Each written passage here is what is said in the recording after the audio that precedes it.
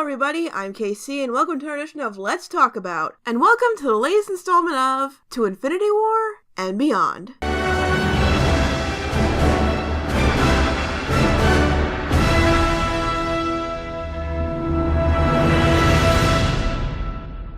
And now it's time to continue the cinematic universe with the conclusion of the franchise that started it all, Iron Man 3. After the events of the Avengers, Tony's been put on high alert for upcoming threats, but a new villain, known only as the Mandarin, played by Ben Kingsley, is causing terrorist attacks all over the country with the help of mutant fire people, and Tony has to face him before he goes too far. This movie sucks, this movie sucks, this movie sucks! No, that's it. Goodbye. I'm not doing this one. It'll just be long and rambly anyway. You're gonna wait for me to explain myself, aren't you? Fine. Let's do this. And I know what some of you are probably thinking. Kate, aren't you the one who openly defended Iron Man 2 a few weeks ago? And isn't Tony Stark your favorite character in the cinematic universe? Yes, I am. And yes, he is. That should tell you how much it pains me to say that I hate Iron Man 3. And that's disappointing because I actually really like the setup. As I said before, what fascinates me the most about Tony as a character is his approach to the hero's journey. During the Battle of New York, Tony came across a threat bigger than anything he could have fathomed, and more importantly, what they were capable of. And if there is one thing that is a perfect confrontation for Tony, it's something he doesn't understand, something he can't immediately prepare for. And that not only amps his anxiety to be even more prepared for any contingency and work on dozens of upgrades to the Iron Man suit, but then a nameless terrorist that no one can find is attacking aimlessly, and one of his friends gets caught in the crossfire. Some people thought it was weird that Tony was suffering any kind of PTSD now as opposed to the weeks he was captured in the first movie, but I think it makes sense. Like I've said, Tony is the idea guy. He always has a way out. He did in the cave and in every instance since, except for the moment that keeps haunting him. He's usually 2 steps ahead, but make no mistake, if the Hulk hadn't caught him, Tony would have died in New York. And it's easy to understand that he doesn't know how to deal with that. Just look at how well he dealt with that idea in the last movie. And that was just him, not everything he knew and loved. It's made even worse when he's the one who gets the most public recognition for being a hero, so he can't even escape it. It's an amazing conflict for him, especially with his world falling apart around him, leaving him alone to fend for himself. So, if I have such great stuff to say, what's my problem with the movie? Well, here's the thing. It's an absolutely brilliant setup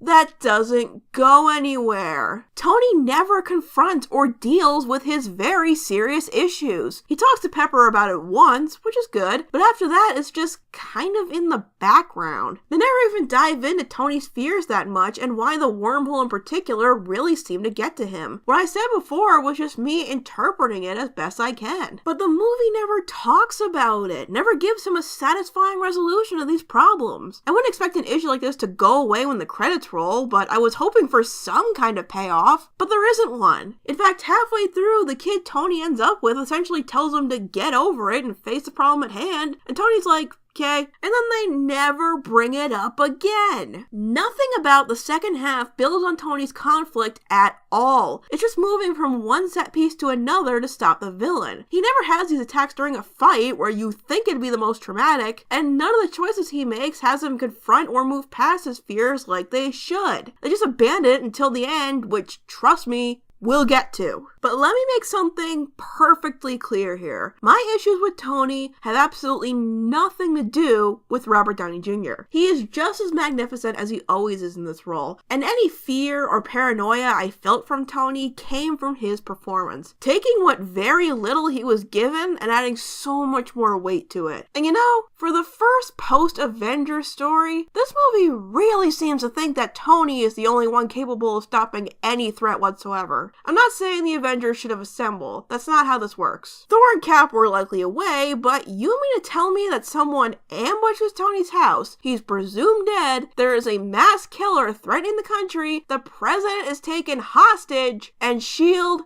does nothing? After they were constantly pestering Tony in the last movie, and Winter Soldier hadn't come out yet? I could forgive this if there was a line saying that they were working on cleaning up New York or something, but this threat just seemed way too large for no one besides Tony and Rhodey to do anything about. And even if S.H.I.E.L.D. couldn't do anything, just look at the end credits scene. So you heard none of it?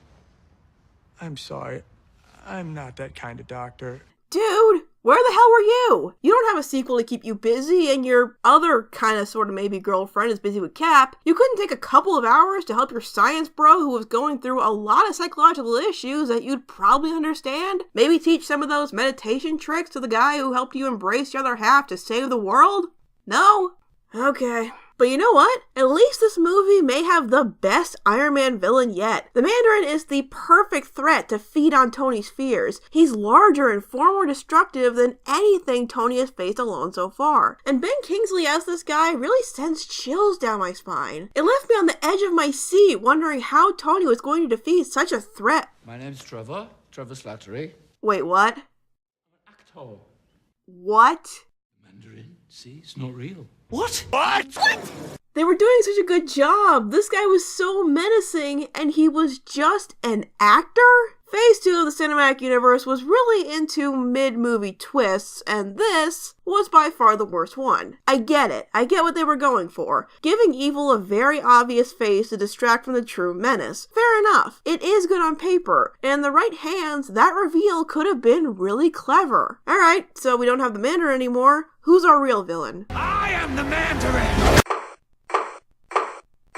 Aldrich Killian, played by Guy Pearce, is a greedy businessman who wants to take Tony down for personal reasons. Really? Didn't we, just do that? Only where Obadiah was greedy and manipulative, Hammer was a charming egomaniac, and Whiplash was a devious mastermind fueled by revenge, this guy is probably the worst Marvel villain to date. I get that it ties with this theme the movie is going for, that we create our own demons, but it's just not that strong here. Tony was a jerk to Killian and skipped out on a meeting 13 years ago, and from that, Killian builds a successful business and patents a formula that can regrow limbs. Yeah, Tony sure made his life miserable. And personally, I don't think the past will come back to haunt you theme ties in really well with Tony's conflict in this movie. That idea would probably fit Thor better now that I think about it, but anyway. And just out of curiosity, what was his plan again? I'll admit that I was sick when I was watching this again, so maybe my head was just too clogged to follow it, but this seems like one of the most convoluted, short-sighted schemes in the entire cinematic universe. And that's saying a lot. We haven't gotten to this guy yet. I was really having trouble figuring out how each of these pieces fit to make something that would be beneficial to this guy in the end. Look, Pierce is doing the best with what he's given, and I will admit, Killian does do some despicable things, but it's just not that strong to me. If you're going to create something as terrifying as this, you have to follow it up with something just as intimidating, even if it's in a very different way. Maybe even have it be a dark reflection of Tony's transformation like in the previous movies. But this isn't it.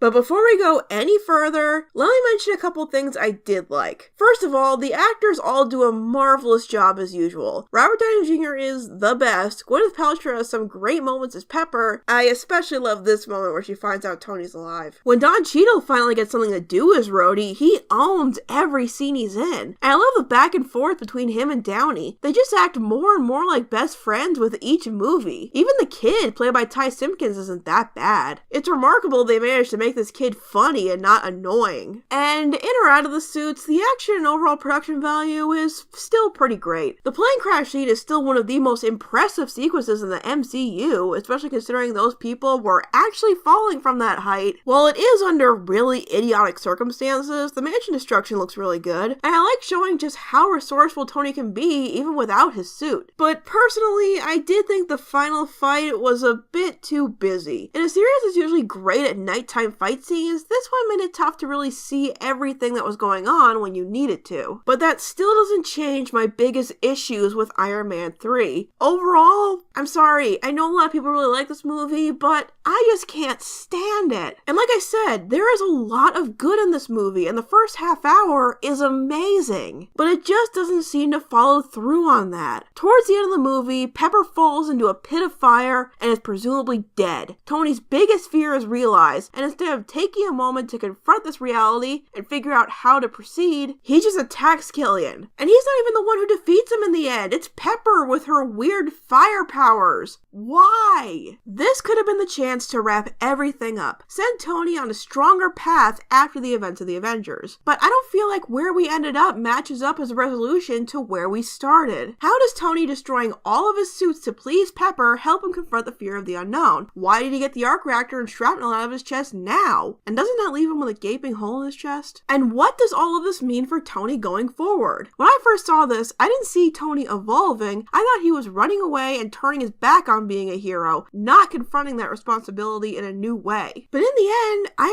Man 3 doesn't even seem to matter. By the time we get to Age of Ultron, Tony still has his suits, and unlike the other Avengers, nothing from the events of this movie is mentioned again. Iron Man 2, to its credit, had a well-established beginning, middle, and end that affected his overall journey. But to me, this movie feels like a completely different approach to the story in the second half. This should have been Tony's biggest and most important adventure, but instead it just feels irrelevant. I'm sorry if there were some points I rushed through or skipped over. I am still trying to keep these fairly short. I wish I could agree with the majority consensus here, but I just don't see it. I wish I liked the conclusion of the franchise that brought me into the MCU, but this is just how I feel. In conclusion to yet another long installment, this movie sucks. Thanks for watching, and I'll see you guys next time.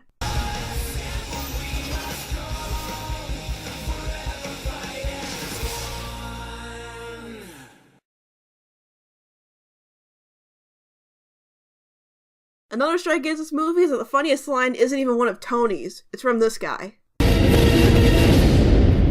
Honestly, I hate working here. They are so weird. But it was still really funny.